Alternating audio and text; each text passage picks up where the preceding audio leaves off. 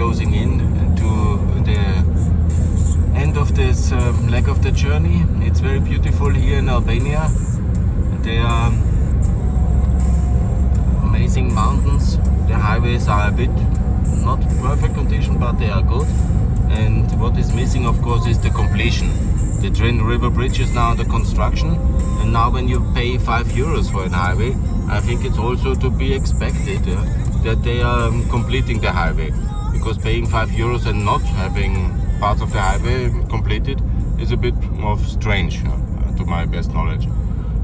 And now since I think 2019 or 20, they have imposed this €5 for one way, and it's quite a lot of money when you see it. You know, the Soshino tunnel in Podgorica Bar costs €2.5 constantly since a long time, and now it's €5 here. Of course, it's a much bigger infrastructure, but also I think it could be finished to my best impression. Here's also important energy infrastructure, and you see a lot of mining, and you see no solar panels anywhere. That's very annoying. And you see some new developments, some houses, and this is actually very beautiful here, and I'm really fascinated. Here absolutely fine, and here as well some have actually new houses here. And now we are entering the area where on the left of it, when you go now towards the south, you enter this mining town Pulcise. I once had the honor to work for some weeks in a project there. When I went on my first visit there, it was immediately a mining accident. It's really very dangerous. There was a deadly accident when I wanted to go into mine. I never went then because it was blocked for this accident reason. And it was maybe a reminder that I shouldn't be in the mining industry. But the mining potential is huge, and when we now disentangle from Russia and we boycott Russia completely for its crimes, I think it's now the time to consider complete integration of the Balkans' mining potential and the lifting of that mining potential. Market-wise, it's already here, but mining is always a highly regulated and complicated industry, depending on the access of the government.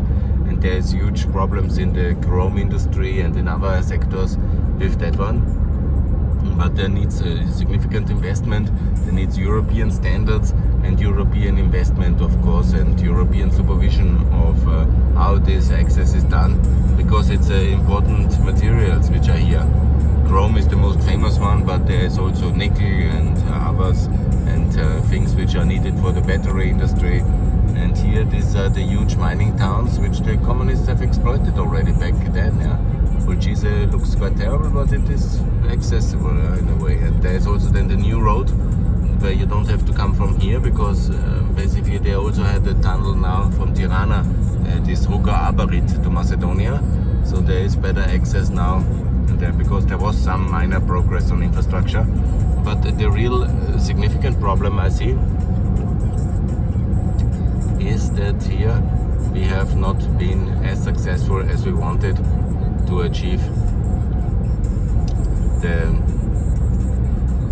completion of this highway. And Albania, of course, you know, they really are very difficult. Reshen is the link now to that highway. Pulcise is the main town, the main mining town of Albania in that mountains over there.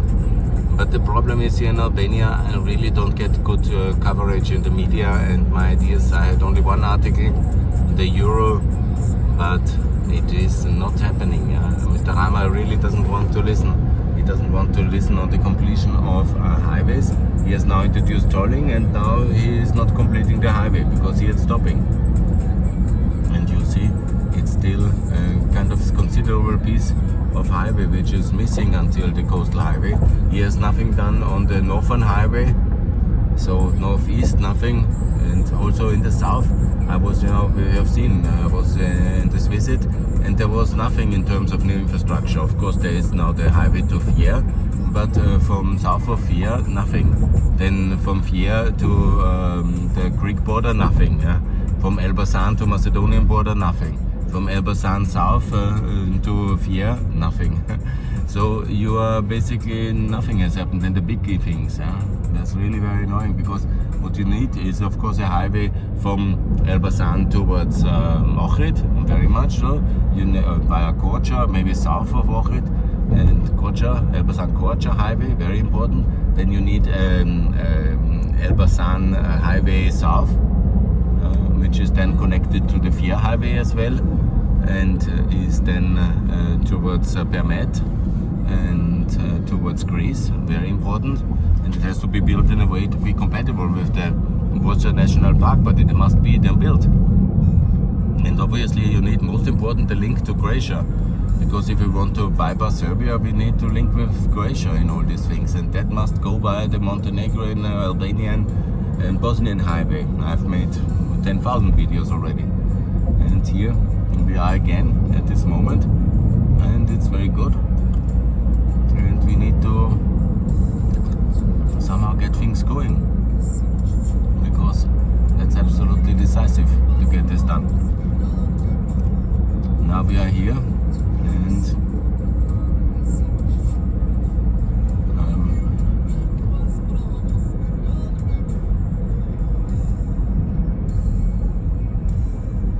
yeah, and still this is the same like it always was. This highway we have already this level of, I say it's the early 2000s of development. In the 2002, 3, 4, this level of development was very good, you know. But we are now 20 years on, and now you expect highways.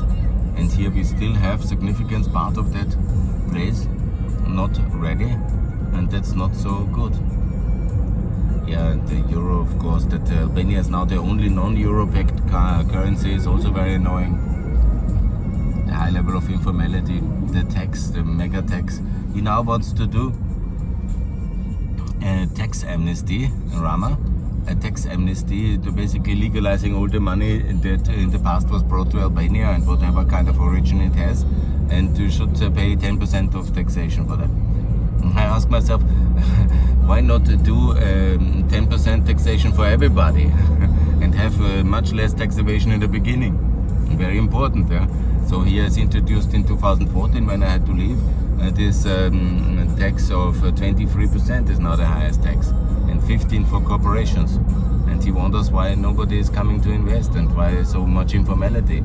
So back to 10% flat tax would be the very logical and normal thing for Albania to do. And I hope that this will be the case. And that would be fantastic.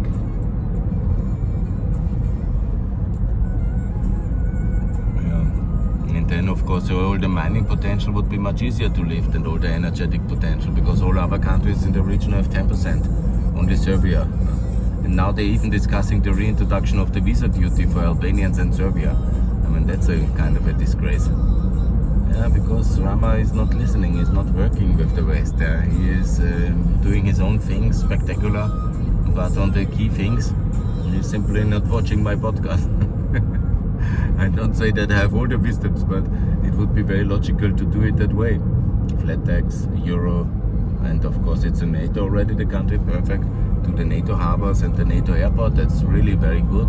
But also then to enter informality by lower taxation. It's the euro as a currency. To end all this control of the banking system and the monetary system via having the euro, and de facto giving up all this independence of the monetary system, which in reality is only abused for corruption. I mean, the biggest corruptive factor is always the financial system and the control of the financial system and the banking system, the licenses, the control of the monetary supply and all these things. And if you control that, you are rich, yeah? And obviously that's what they control in Hungary, in Albania, and that's why they don't want to have the euro. It's not a big surprise. Yeah. Now we are heading towards Milot, and we have another 10 minutes to go. And then the road towards the north I've shown you already when I was just recently. I was here going from Albania towards Montenegro, but now you see the whole circle, and that's how it looks in this beautiful country.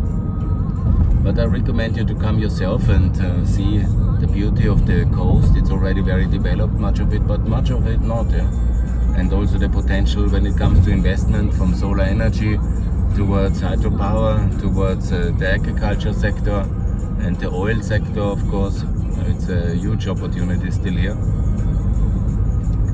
And here we are in this beautiful moment.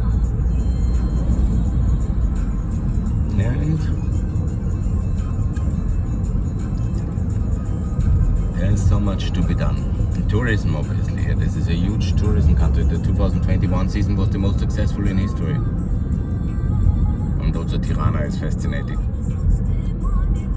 But still, the centralism of all these countries makes it still very hard to live in the countryside. You see, the poverty in the regions is still huge. Why? Because obviously they never developed internal federalist competitive efforts, and everything is socialist centralized. That is the big problem. In Austria we have federations and we have regions, and they have power, and that makes a big difference. That's the Mud River. It has also a concession, but it's very difficult to build here a hydropower.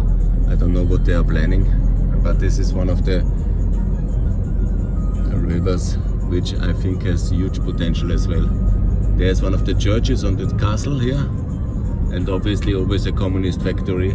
That's always the case. One castle for the Catholic past and present, and then you see the industrial past of the